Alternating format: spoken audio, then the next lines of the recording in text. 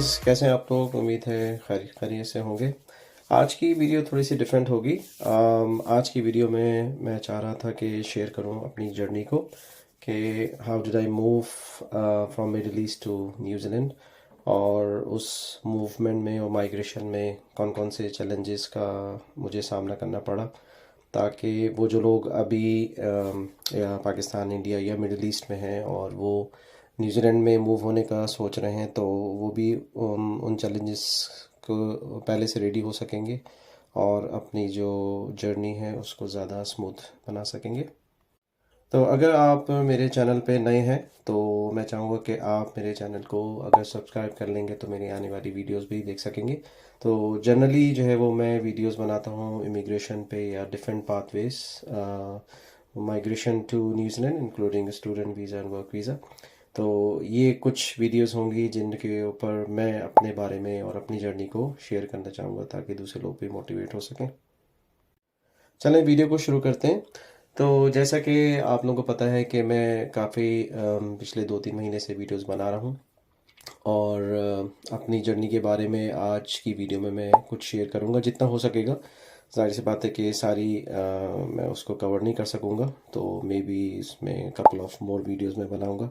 तो मुझे तकरीबन आए हुए 10 साल से ज़्यादा हो गए न्यूजीलैंड में। मैं इससे पहले मिडिल ईस्ट में था और वहाँ पे लाइफ सेट थी सब कुछ, लेकिन ये कि जैसे कि बच्चे बड़े हो रहे थे और वहाँ पे आपको पता है कि आप लॉन्ग टर्म जो है वो अपनी लाइफ प्लान नहीं कर सकते।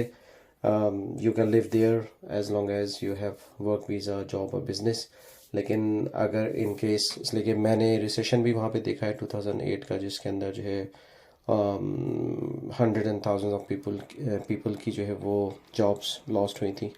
तो उसके बाद मैंने ये सोचना शुरू कर दिया कि I should move to better place, और आई शुड से कि मोर परमानेंट प्लेस जहाँ आप लॉन्ग टर्म जो है वो अपनी फैमिली के साथ रह सकें।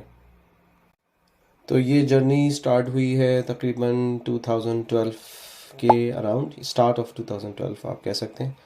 और उस वक्त जो है वो ज़्यादातर लोग या तो कनाडा जा रहे थे या ऑस्ट्रेलिया की इमिग्रेशन जस्ट स्टार्ट हुई थी।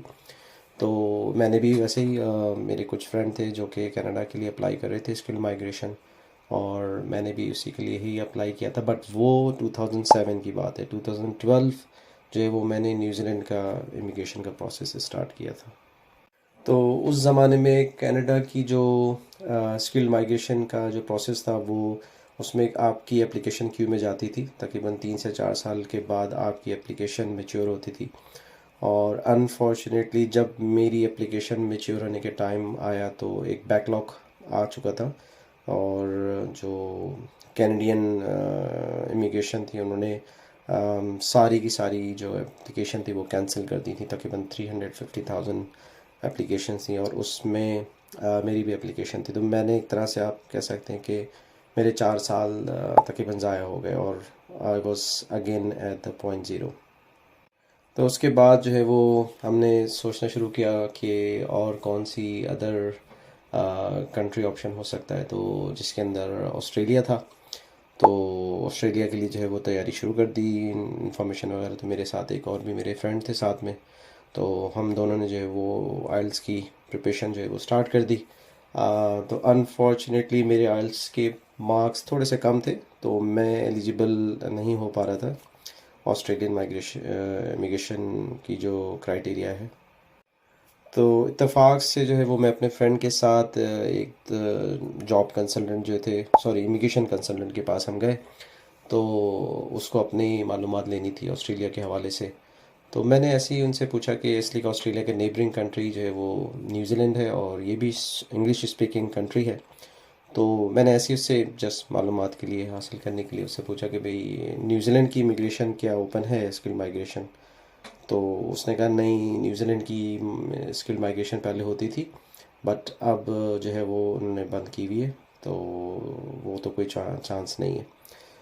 तो मैंने घर पे आके फिर मैंने ऐसे ही गूगल किया कि मैंने कहा चलें चेक तो करते हैं। तो उसने इन्फॉर्मेशन दी है, और जब मैंने गूगल किया तो उसने मुझे फ़ौरन न्यूजीलैंड की जो इमिग्रेशन की वेबसाइट थी वो ओपन कर दी, और उसके अंदर जो है वो फ़ौरन ही जो है वो मुझे इन्फॉर्मेशन वहाँ से मिलना शुरू हो गई कि क्या पॉइंट सिस्टम में है और क्या रिक्वायरमेंट्स है।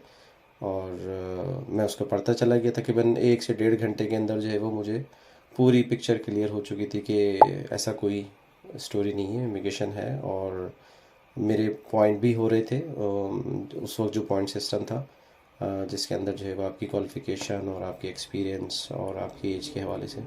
तो बस मैंने जो है वो फिल करना एप्लीकेशन शुरू कर दी। तो एप्लीकेशन काफ़ी लंबी थी, तकरीबन इट टूक 2.5 आवर्स। तो वो सारी इंफॉर्मेशन फिल होने के बाद जो द आउटकम था कि उसमें वो मेरी एलिजिबिलिटी जो है वो दिखा रहा था, मेरे पॉइंट पूरे हो रहे थे। और मेरी जो EOI थी, एक्सप्रेशन ऑफ इंटरेस्ट, वो पूल के अंदर जा चुकी थी। और एवरी 2 वीक्स जो है वो ड्रॉ करते थे जो भी सिलेक्टेड एप्लीकेशंस होती थी। और साथ साथ जो है उस वक्त क्वालिफ़िकेशन असेसमेंट जो है वो सेपरेट होती थी।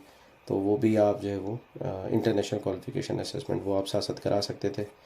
और 1 महीने के अंदर सेकंड जो फोर्टनाइट जो है पूल था, उसके अंदर मेरी एप्लीकेशन सेलेक्ट हो गई। और 1 महीने के अंदर अंदर जो है वो मेरे पास एप्लीकेशन पूरी डिटेल आ चुकी थी कि और मुझे बाकी जो भी डॉक्यूमेंट्स जो हैं उसके अंदर जाने थे वो उसकी पूरी डिटेल मेरे पास आ चुकी थी।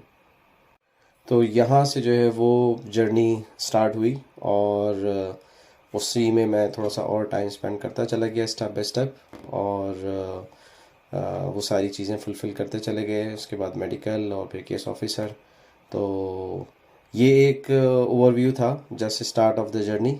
आगे इसके बाद जो है वो नेक्स्ट वीडियो के अंदर मैं आपके साथ शेयर करूँगा कि जॉब मेरी कैसे हुई और जब मैं लैंड किया न्यूजीलैंड तो वहाँ पे कौन कौन से चैलेंजेस थे और क्या क्या चीज़ें मेरे लिए नई थी। तो मेरी आने वाली वीडियो को मिस नहीं करिएगा, उसको वॉच करिएगा और यकीनन आपको उसमें से काफ़ी नॉलेज हासिल होगी।